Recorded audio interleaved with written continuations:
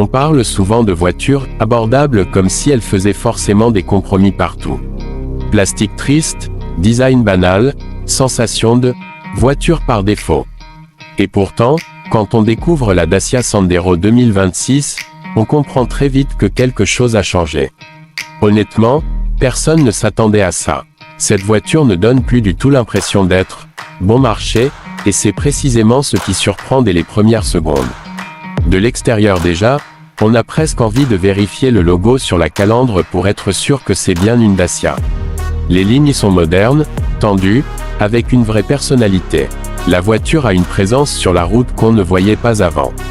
Les feux sont plus fins, la signature lumineuse est élégante, et l'ensemble paraît plus large, plus stable. Même à l'arrêt, la Sandero 2026 donne l'impression d'une voiture plus chère que ce qu'elle est réellement. On n'a plus cette sensation de voiture basique, mais plutôt celle d'un modèle bien pensé, assumé, presque fier de ce qu'il propose. En ouvrant la porte, la surprise continue. Bien sûr, on reste dans une voiture accessible, mais l'ambiance à bord a clairement monté d'un cran. Les matériaux sont mieux choisis, les assemblages font plus sérieux, et surtout, tout semble plus logique et agréable à utiliser. Le volant tombe bien en main, les commandes sont simples, claires, sans gadgets inutiles. On sent que la priorité a été donnée au confort et à l'efficacité, pas à l'esbrouf. L'écran central attire tout de suite l'œil. Il est plus grand, plus réactif, et surtout très facile à comprendre, même pour quelqu'un qui n'est pas à l'aise avec la technologie. Connecter son téléphone se fait en quelques secondes, la navigation est fluide, et on a enfin l'impression d'être dans une voiture de notre époque. Ce n'est pas compliqué, tout fonctionne comme on s'y attend, et ça fait du bien. À l'arrière, l'espace est plus que correct pour une voiture de ce gabarit. 2 adultes s'installent sans problème, et même sur un trajet un peu long, on ne se sent pas à l'étroit. Le coffre, lui aussi, est généreux. Pour les courses, les bagages du week-end ou même un départ en vacances, la Sandero 2026 répond présente. C'est le genre de voiture qui s'adapte à la vraie vie, pas seulement aux fiches techniques. Sur la route, c'est peut-être là que la transformation est la plus impressionnante.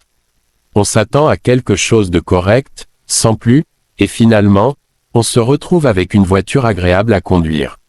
La direction est légère mais précise, la suspension absorbe bien les imperfections de la route, et le confort général est vraiment surprenant.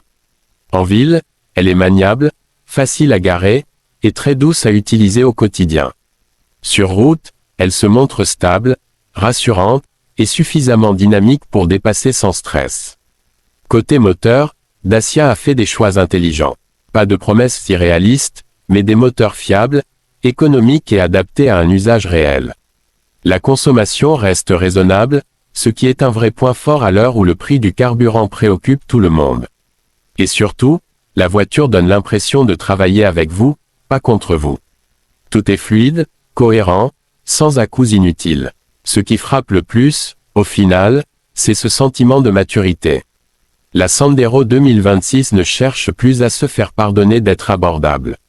Elle assume pleinement son positionnement, tout en offrant une expérience qui, il y a quelques années, aurait été réservée à des voitures bien plus chères.